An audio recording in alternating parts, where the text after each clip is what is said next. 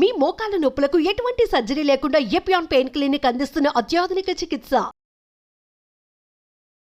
నమస్తే, welcome to Suman TV. నేను పద్మిని. ప్రస్తుతంతో పాటు ప్రముఖ ఆధ్యాత్మికవేత్త, సూర్య ఉపాసకులు, sun spiritual society founder Vikramaditya గారు మనతో పాటు ఉన్నారు. మాట్లాడదాం. సార్ నమస్తే. సార్ సూర్యోస్మి తల్లి. సార్, బాడీ పార్ట్ లో ఒక పార్ట్ లో గనక కొవ్వు పేరుకుంది అంటే చాలా అసహ్యకరంగా మొత్తం యావత్ శరీరం అంతా కనిపిస్తుంది. అదే పొట్ట. డెఫినెట్లీ అది అసహ్యకరం కాదు, అది ఇంకా చాలా ఇబ్బంది పెట్టేటటువంటి పరిస్థితి కూడా ఉంటుంది. శరీరాన్ని పడగొడుతుంది కూడా కొన్ని సందర్భాల్లో. పొట్ట చాలా అంటే ఏదో నవ్వుకోవడానికి బాగుంటుందేమో కానీ అది ప్రాణాంతకం కూడా అయ్యే పరిస్థితి ఉంటుంది అని చెప్తూ ఉంటారు కదా. మరి పొట్టను తగ్గించుకోవటం ఎట్లా? పొట్ట సకల రోగాల పుట్ట, సమస్తం పుట్టలోనే ఉన్నాయి. ఆ పుట్టను సరిగ్గా కాపాడుకోకపోతే అందులో ఎలుకలు కాపురం చేస్తాయి, ఏలిక పాములు కాపురం చేస్తాయి, మన జీవితాన్ని నాశనం చేస్తాయి. ఊరికే ఏది పెట్టమ్మా, పెద్దలు మాట మాట్లాడారంటే దానికి తగ్గట్టుగా పెడతారు. అందుకని నువ్వు ఏవి తింటున్నావో గమనించి తిను. మీకు అదేదో సినిమాలో బ్రహ్మానందం గారికి పొట్ట వేసుకుని వాడి మొహాన్ని ప్రేమ ఒకటి అదేనా? కాదమ్మా, అదుర్సులో అనుకుంటా భోజనం పెట్టి పొట్ట కడుపు నిండా తిండి పెట్టేస్తారు. అక్కడ కడుపు నిండా పెట్టేస్తే బిర్యానీ తినిపించేస్తారు, పొట్ట ఉబ్బిపోతుంది. చాలా భయంకరంగా ఉంటుంది, చాలా భారంగా ఉంటుంది అమ్మా, దుర్భరంగా ఉంటుంది. చాలా మనం కామెడీగా అనుకుంటున్నాం కానీ టేస్ట్ చేసేవాళ్ళు నిజంగా. నాకు అంటే ఎక్కడికైనా వెళ్ళి మనం ఒక 2-3 రోజులు జర్నీ చేసి వస్తే కొంచెం అన్కంఫర్ట్, నా నడకలో, నా దైనందిన జీవితంలో నేను చేసే సూర్య నమస్కారాలు కానీ, నా వాకింగ్ కానీ ఇబ్బంది అనిపిస్తుంది. కప్పుకుని ఏదైనా రోడ్డు దాటేటప్పుడు మనం చాలా షార్ప్గా ఉండాలి కూడా. ఎప్పుడైతే పొట్ట అనేది అనేవేన్గా ఉందో బ్రెయిన్ షార్ప్నెస్ తగ్గిపోతుంది. మన ఫస్ట్ మెథడ్ ఇదే, ఒరిజినల్గా ఇది అనుకుంటాం కానీ మన ఫస్ట్ బ్రెయిన్ ఇది. దీన్ని చాలా బాగా కాపాడుకోవడం అనేది చాలా అవసరం ఇప్పుడున్నటువంటి రోజుల్లో. చూడండి, పిల్లలు చాలా సఫర్ అయిపోతున్నారు. చిన్న పిల్లల్లో కూడా ఉంది ఇది, చాలా సఫర్ అయిపోతున్నారు. అంటే మనం చూపించేటువంటి ప్రేమ, గారాబం ఇవన్నీ వాళ్ళ జీవితాలని నాశనం చేసేస్తాయి. పూర్వం ఒక స్టేజ్ వచ్చేంత వరకు కేవలం తల్లిపాలు, ఆ తర్వాత ఏదో పోతపాలు, చాలా తేలికపాటి జీర్ణం అయ్యేటువంటి ఆహారం. ఇప్పుడు లేసులు, ఆల్ జంక్ ఫుడ్ సర్వనాశనం. చిన్న చిన్న వయసుల్లోనే పెద్ద పెద్ద రోగాలు, అంతుబట్టని రోగాలు. దీనికి కారణం ఏంటంటే మన ఆహార వ్యవస్థ, విపరీతంగా కాలుష్యం, ఇవన్నీ ప్రతిదీ ఒకటొకటి ఇంటర్లింక్.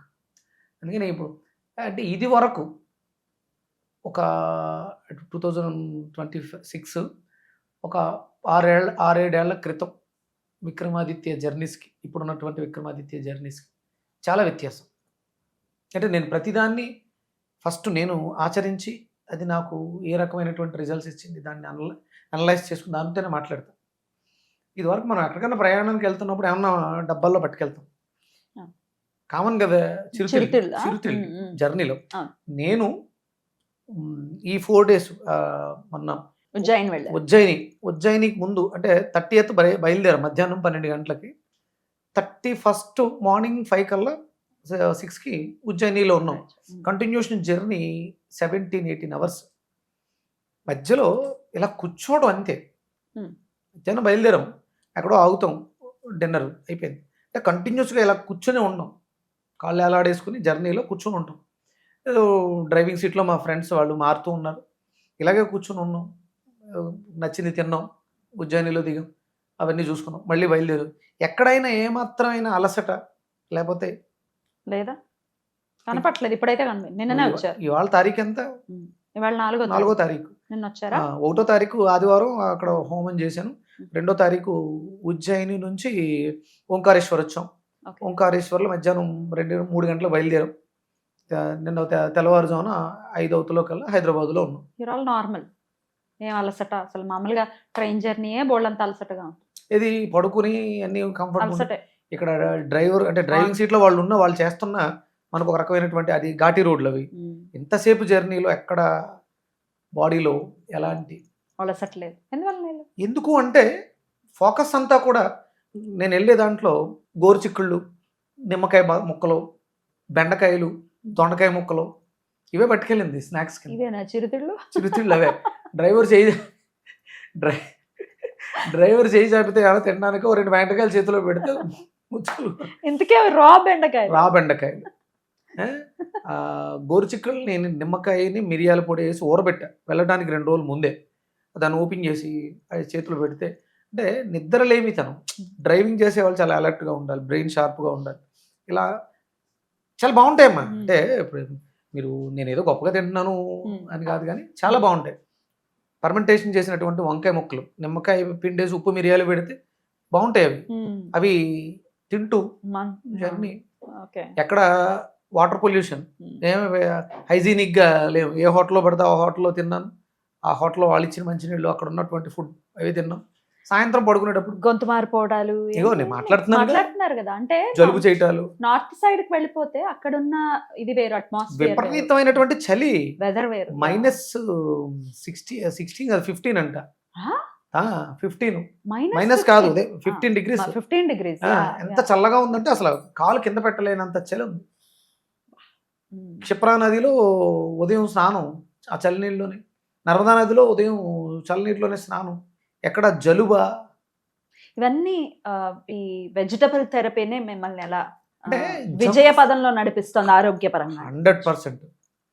అందుకనే దానికి నేను పేరు పెట్టింది Leo diet, living energetic organ diet. అంత జర్నీలో అంత మెలకుగా ఉండి గట్టిగా జర్నీలో పడుకుని ఉంటే 2-3 గంటలు నిద్రపోతాం. మిగతా జర్నీ అంతా వాళ్ళతో మాట్లాడుతూ ఉండబోతుంది. కంటిన్యూస్ ఎక్కడ బ్రేక్ ఇచ్చి నిద్రపోవడం కాదు. షిఫ్ట్ అయ్యేవారు, మారుతూ ఉండేవారు. But this is just a part. ఇది మీ లైఫ్ లో మీరు చూస్తున్నటువంటి ఒక బ్యూటిఫుల్ ఇది. అయితే ఈ పొట్ట అనే దానికైతే మరి మీరు ఎట్లా సజెస్ట్ చేస్తారు? మీకు కాల్స్ వస్తూ ఉంటాయి ఓల్డ్ మంది మీ ఫాలోవర్స్, పొట్టతో బాధపడని వాళ్ళు అంటే ఎవరు లేరు, మాక్సిమం ఉన్నారు. అది రకరకాలు డ్రింక్ హ్యాబిట్ తో పొట్ట రావటం ఒకటి, ఊబకాయంతో పొట్ట రావటం ఒకటి, ఆడవాళ్ళకి సిజేరియన్ తర్వాత ఒక పౌచ్ ఉండిపోవటం ఒకటి, ఇట్లాంటివి రకరకాలు ఉన్నాయి సార్. దీన్ని ఎట్లా అడ్రస్ చేయాలి? అదేనా మామయ్య, వీటిలన్నిటికీ రీజన్ ఒక్కటే. ఆల్కహాలిక్ ఉన్నవాడు ఏం చేస్తాడు, ఆల్కహాల్ హై అసిడిక్ నేచర్లోకి తీసుకెళ్ళిపోయి క్రేవింగ్స్ ఎక్కువ ఉండి అక్కడ పెట్టినటువంటి స్టఫ్ తినేటివే. ఇక్కడ డ్రింక్తో పాటు స్నాక్స్, ఇంటికి వెళ్ళిన తర్వాత ఆఫ్టర్ ఫుడ్ ఇవన్నీ కూడా హెవీ అయిపోయి ఇండైజెషన్. నువ్వు వేసిన దాన్ని డైజెస్ట్ చేసుకునే సిస్టమ్ పోయింది. నువ్వు ఎంత వేస్తే అంత నీకు ఊబకాయం కింద మిగిలిపోతుంది. అందుకని అసలు మనకి ఉదయం ఉన్నది బ్రేక్ఫాస్ట్ మనది కాదు, అసలు మనది ఫలాహారము. ఫలహారం అంటే మనం టిఫిన్లు అనుకుంటాం, కొంచెం ఫలహారం చేస్తారా అంటాం కదా ఎవరైనా అతిథి వస్తే. ఫలహారం అంటే పళ్ళు ఫలాలు, అది ఫలహారం. అది ఒక 2 ఇడ్లీ, ఒక దోశ, ఒక వడ కాదు, అది ఆహారమే. అది ఆహారమే. నాది అదే, పొద్దుటే లేచిన వెంటనే ఏదో కొంచెం వేడి నీళ్ళు తేనె నిమ్మకాయ తాగేసి వాకింగ్కి వెళ్ళిపోతాను. వచ్చిన వెంటనే పొట్లకాయో, వంకాయో, దొండకాయో, బీరకాయో ఏదో ఒక జ్యూస్, 2-3 గ్లాసులు. సంధ్యావందనం నడుస్తూ ఉంటుంది. సంధ్యావందనానికి మధ్యలో గ్యాప్లో హోమానికి, నిత్యాగ్నిహోత్రానికి, సంధ్యావందనానికి మధ్యలో ఒక 2 గ్లాసులు జ్యూస్ ఉంటుంది, వెజిటేబుల్ జ్యూస్. దాని తర్వాత ఏదైనా ఒక ఫ్రూట్, అయిపోయింది హ్యాపీగా. అద్భుతమైనటువంటి జీవితం. ఎట్లా మార్చుకోవాలి ఒకసారి ఏం చేయాలి చెప్పండి? మరి స్టబర్న్గా ఉన్నటువంటి పొట్ట కొంచెం తగ్గాలి అని అనుకుంటే ఇప్పుడు ఉన్నటువంటి పరిస్థితులలో ఎక్సోక్రైన్ గ్లాండ్ సిస్టమ్ పనిచేయట్లేదు జనాలు ఎవరికి. శ్వాసరస వ్యవస్థ పనిచేయట్లేదు అందరికి, 99% అందరికీ పనిచేయట్లేదు. దానివల్లే విపరీతమైనటువంటి దగ్గులు, జలుబులు, ఇండైజేషన్, గ్యాస్ట్రిక్, అల్సర్స్, చెప్పలేనని పేర్లు వస్తున్నాయి. వాటన్నిటికి కారణం దాన్ని సరి చేసుకోవాలంటే ముందు ఫస్ట్ డైజెషన్ సిస్టమ్ బాగుండాలి. యాష్ గార్డ్ ఎసిడిక్ నేచర్ని ఆల్కలైన్లో మార్చు. దాంతోపాటు నానబెట్టినటువంటి బెండకాయ నీళ్లు, మనకి నీళ్లు తాగే అవసరం చాలా ఉంది కానీ ఎక్కువ తాగలేకపోతున్నాం. ఎందుకంటే మనం చేసే పనికి ఎక్కువ వాష్రూమ్కి వెళ్ళాలంటే అవ్వదుగా.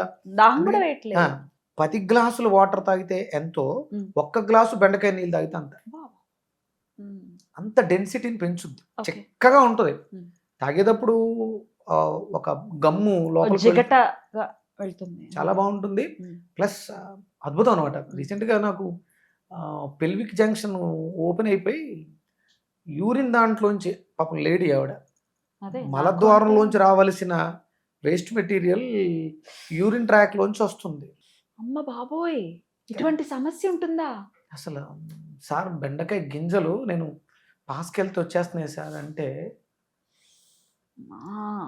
అందుకని ఎక్కువ నీళ్లు తాగితే ఎక్కువ పాసుకెళ్ళాలి. అందుకని బెండకాయ నీళ్లు తాగితే 10 గ్లాసులు తాగితే ఒక గ్లాస్ ఇది సరిపోతుంది. కాబట్టి ఆ ప్రాబ్లమ్ని సాల్వ్ చేసి ఆ ట్రాక్ మార్చుకోవాలి శరీరమే.